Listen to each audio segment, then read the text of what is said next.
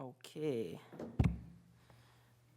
So we will take a motion to come out of recess to continue the committee of the whole meeting. Motion. Motion from Councilman Holmgren, second from Councilman Heeman. All in favor? Aye. Any opposed? Motion carries 3-0. We come out of recess and we will continue on E3, Isani Community Center Internet discussion. So just moving forward with the idea that we think we should, across the board, raise the rates, and they don't have to be, it doesn't have to be the same increment. Like, you can choose, well, we really want nonprofits to still use this. We want to increase theirs, $5 for the internet, but then service, but then another $10. But the $275 is a really great deal, and probably not covering all of our costs there for those large events with cleaning and upkeep. So maybe those should be 500. Like, just thinking about it in a way that makes it more equitable across the board for what people are getting. So just throwing that idea out there also.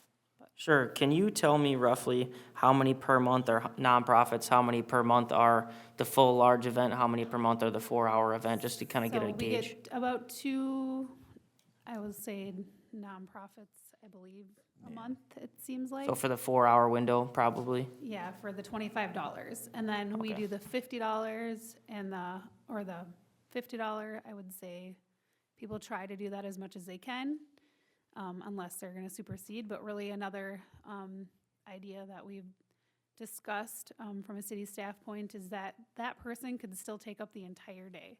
So they could decide, oh, my event is gonna be from 11 o'clock to 3 o'clock or whatever it is that day, for those 4 hours. And it really prevents us from being able to rent it out again that day, when we could really theoretically rent it out 3 times that day. We could do an 8 to 12, a 12 to 4, a 4 to 8 blocks, and Okay. make their, half an hour to an hour sections in between where there's enough space for people to get out and make sure it's clean, have staff make sure it's clean. But I think that's a good idea, the blocking, so that then they'll have to adjust their schedule to be able to fit many events in. Because I know there's talk in one of the community Facebook pages that it's always busy or full booked all the time. So I think that's a good idea to, put those windows so you can maximize how many people can utilize the space. And then you don't have to increase the prices as much either, because you have more rentals to offset per day. especially for those ones where we know it's not gonna be, maybe it is a team or a troop or somebody that does wanna use it for 4 hours, but they're not taking up really prime Saturday time when it could have been a wedding, and we would have been making way more money for the use of it. So how would we distinguish something like that? So we can, in our new software system, do blocks like that, and if it takes out a certain, like, for instance, if the first person there for that reservation that day does block off that block of time, they get to pick one of the blocks, well, then they'd still be able to have 2 more block rentals that day. And maybe somebody then decides, well, I still can have my wedding that day. Okay. Then we can still block it off for, they're not coming in until noon. So there are ways to go about it, and our software does allow us to section things off. Okay, I misunderstood. Just to be- I thought you meant that we would be prioritizing the bigger events versus the smaller events. I just want to make sure that's not what we're doing. It's just the ability to have more people there in one day. Okay. Okay. Yeah, I wanted to say, just to be clear, we would not be saying a wedding would take priority over a scout Right. group. Nope, No. That's what I was It is asking. first come, first serve. yeah. Okay. I love the block idea. And if a nonprofit needs to have it during 2 blocks of time, I guess at that point, they have to make a decision whether they're gonna save money or pay for 2 blocks. Right. But I don't really wanna raise the price. I mean, if we raise the price on nonprofit, I think we go with like $30 or something, just. Say that all again. Start over. If, I like the idea of blocks, and if we're gonna raise the price on nonprofit, I really wouldn't wanna go more than $5, but I like the idea of raising the price for the bigger events like weddings. Maybe we start at 400 this year, go 500 next year. I think or we'd have just to do a graduate. comp on that, have our city staff look at what's around. I know Brown Event Center is fairly expensive. I think it's $750. Well, something comparable to. Well, right, but That's- obviously it's less, but 275. Yeah. Yeah, but if comparables, Is it possible to give residents a little bit of a discount? So, okay, it is. So if you're a resident of Isani and you want to have a wedding, it's X amount, but if you're outside the city, then it's, Correct, and our software does let us do geofencing like that, so they can tell if you're within the city or Sure. if your address is within the city, so even, I guess, if, The only caveat with that is we'd have to know if there was, does it have to be in the wedding person's name, or could they use a family member? So that would be the only thing, is sometimes it works, sometimes it doesn't work, because usually, a lot of times somebody knows somebody. Sure. We do see that sometimes with nonprofit, where people have the nonprofit put in there, but we do require ST3, and that dramatically decreased. People would say oftentimes that they were nonprofit, and then we'd ask for the proof of the ST3, and then, oh, I guess I'm not. So there are some ways that we can, ensure we are getting correct information, but just to let you know, if we do something like that, chances are. there they'll will be figure out a some. way. Right. There may be some. my grandma lives in town, and so it's my wedding, but she put it under her name, like, so, something, are, yeah. are like the ambassadors set up as a nonprofit? Yes. Oh, they are, okay. Because I can see certain community groups that may not be set up that way that Most- should get the discount. Many are. Most of our ones that we work with that use it, for instance, I was just talking to someone, the BMX team's a 501c3, so Okay, a lot of organizations are, because it's easier for them to collect donations from other people. so what would staff like to see for rates exactly? Well, we At- just, at I this think this is moment. a good starting point for us to start doing the work and making sure that you guys wanted us to be able to go out and find some comps for this and bring forward some sort of plan, if you're okay with the blocking. My suggestion was be, whenever we do start this, we say, we pick a date and maybe it's when we're gonna start this. I don't know if you wanna go all the way to next January, since we're in January right now, or if we say any reservation after the certain point then goes with the new. So it's thinking about things like that too. But we can bring all of that forward with more detail and better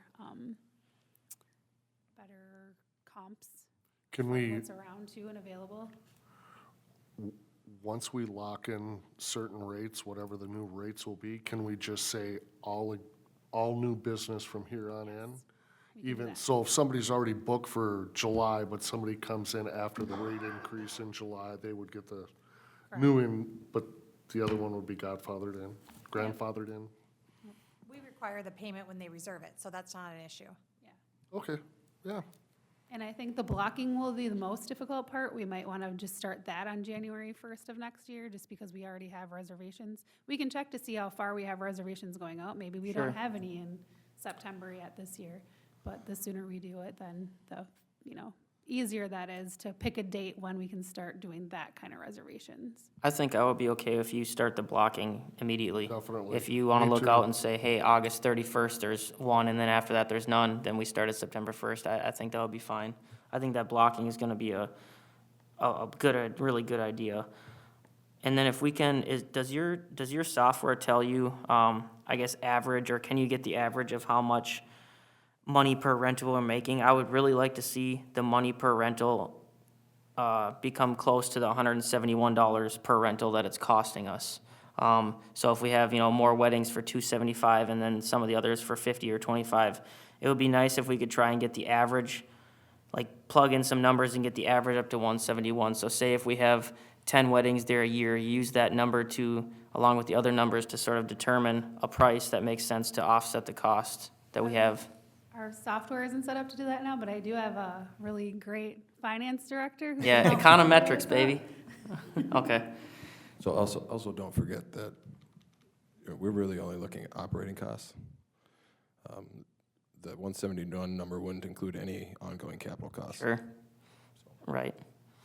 But at the same time, we provide a service, an amenity for people, But I've always seen it, if we can sort of, the operating costs are all covered, the rest of it, No, I'm not saying yeah. shooting for 171 is wrong. I just want to make sure that we're clear that we're not, we haven't talked about the capital stuff. That's all. Sure.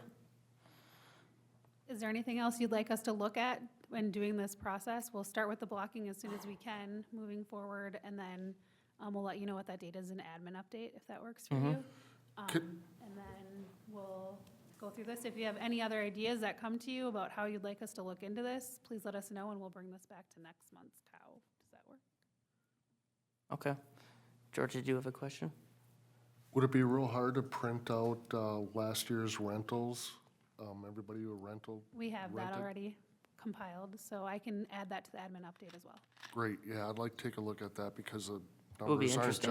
jiving when I'm doing the math. I mean, if you're saying every weekend's booked, I'm looking at there's a lot of weekends left. But if these 4-hour rentals are interfering with a whole day, like you said, then I can see where the problem lies. Alrighty, that sounds good. I think you guys have good direction. I think it's a good discussion, and if you can get internet bids, obviously, for that, I think, I'm not sure if Jeff was okay with the internet. Yeah. I think it's a necessary amenity. I would like to see other quotes, though. Yeah, right, definitely. Sure. From T-Mobile, Verizon, Midco, Okay. CenturyLink, see what their data capability is, because I know a lot of old Isani like this, they're not set up well, and you have to pay for a double bond line to even get like 30 megs, or 30, it's pretty slow. So I don't know if it's better in this actual area, but I know my house and yours are not set up for it. Well, everything comes from that building. The closer you are to the building, the faster your speed is. If there's lines there that are capable of running the speeds. Right, yeah, And the we're main not. line could go all the way down Main Street and then come back up this way, so, yeah. Okay, we'll look into that. Okay, sounds great, thank you.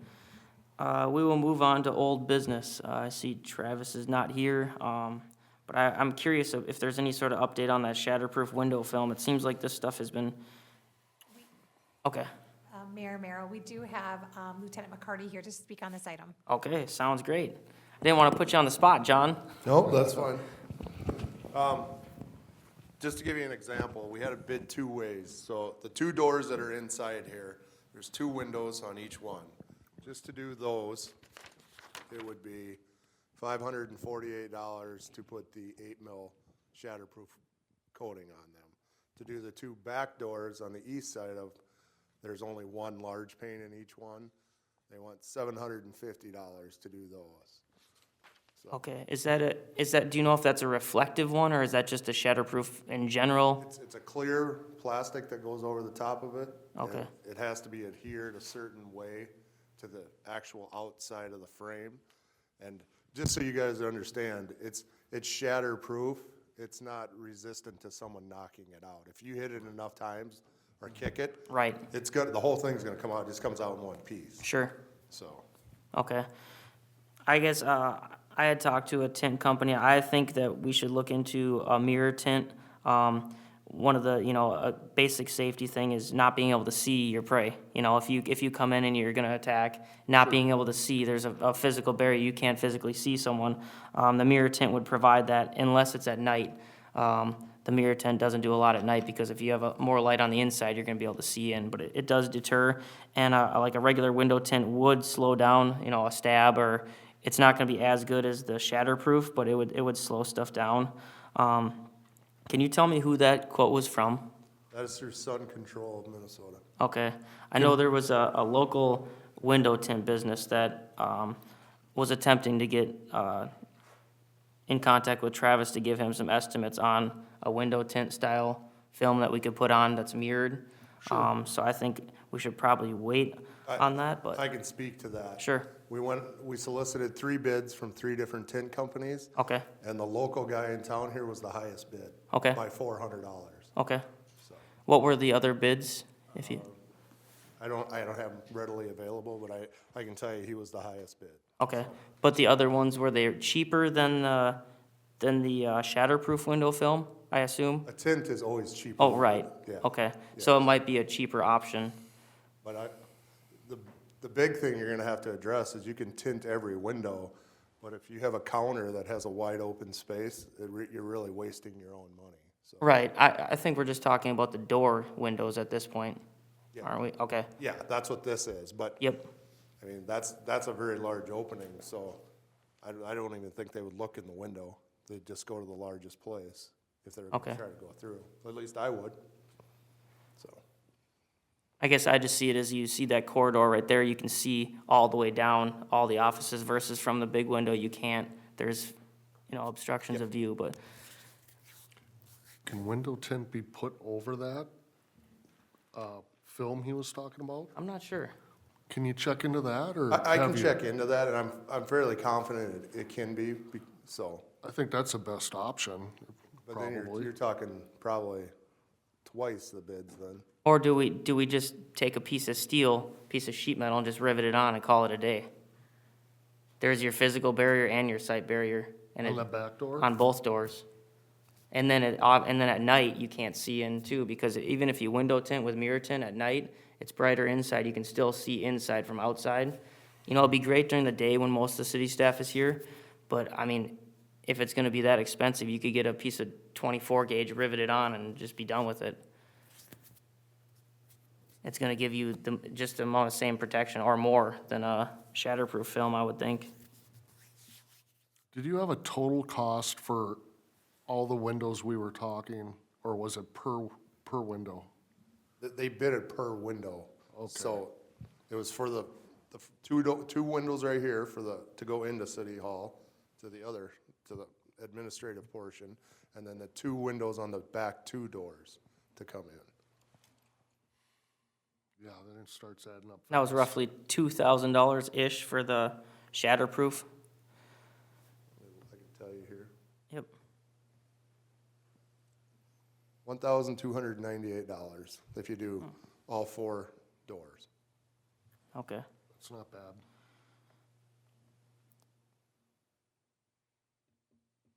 I would like to come up with a solution for that big window that the staff sits at, Mm-hmm. so. You're saying you would like to do it all together? Well, I would versus- just want to make sure we have a plan to do that opening as well, and not just leave that, to sit for another 3-6 months or whatever. I agree.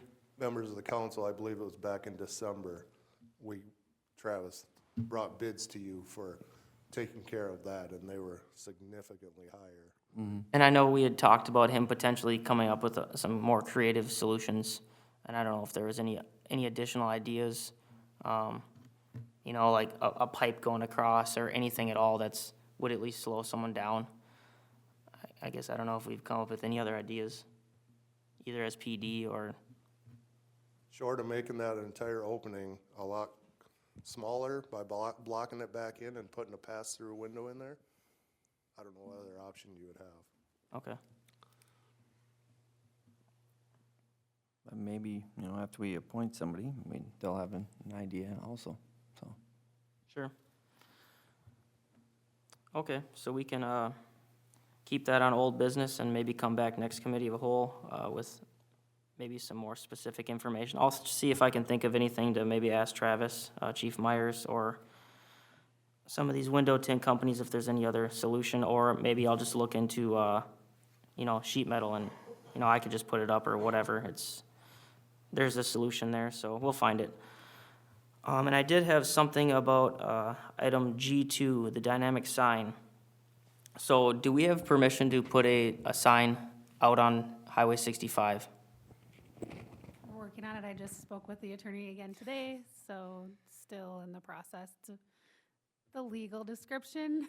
I would and like to have something out there by the That's- time summer traffic hits. The legal description, all of that stuff has been a lot of work and just to clean it up. And so, and the probate for the parcel that it had to go through. And so we're getting closer, but not yet. Okay, could we authorize you, we can't in Cal, but it may be in council, can we authorize you to, if we can, or whenever we can, buy some sort of a portable sign? Obviously, we haven't talked about all the grand scheme for the huge dynamic sign, but even a trailer sign or one of those black signs or something to put out there, because I think not only would it bring us some more business in, but it would tell us, hey, a sign out there really makes a big deal, so we can justify spending more money on a nicer one. Could we authorize you guys to just, as soon as we have permission, buy something and put it out there? I would like to see a sign for the liquor store out there. Yeah, as soon as Definitely. possible. ASAP. We can't do an off-premise sign at that location. It'd have to be a community sign, is what we're getting approved for. And so off-premise signs have to go through another avenue of permitting, and so it would have to be pushed back further. And So what can we do if we're approved for what you're doing right now? We can do a community sign there So at what does that that mean? location. And so it can Exactly. be a Big city digital sign billboard. with city information on it, like our meetings and that information. Specifically for the liquor store, we are looking at the other corner, but we just haven't made any headway there. Right, that So could it can take be a a while. welcome to Isani, community events, community meetings, city business. If we have a policy that allows for us to do some community events that are not city-related, possibly that too, but not Notifications. advertising. Oh, so what you're doing right now doesn't help with the liquor store then, basically? Correct. Oh, But we can, the way, when we have discussed doing the liquor store sign with community sign, we get a better price if we do them together. And so that is something we had talked about. And oftentimes, the liquor store sign could help pay for the other sign, for the community sign as well, just by increased revenue and traffic from it, because they do bring in more. So that's what we know so far. can we direct you guys to look into a way to get some sort of sign out there for the liquor store advertising stat, like ASAP? As fast as the state where MinDOT will allow? Can you It's been clarify it? 2 You're years. saying MinDOT will not let us put, There's certain requirements for off-premise signs, and so it has to be so close in the right direction. So we could get one likely to go towards the shopping center that's on the east side of 65, but having an off-premise sign on the opposite direction of the liquor store is more permitting. It might be possible, but I think our best bet would be to look at the other corner by the liquor store. All right, well, it is 7 o'clock. I suppose we should get on to city council, so I will take a motion to adjourn from committee of whole. motion to adjourn. Second. Motion from Councilmember Heeman, second from Councilmember Holmgren. All in favor, say aye. Aye. Any opposed? Motion carries 3-0. We stand adjourned, and we will pick up city council momentarily. So all the signs we've been putting out there over the last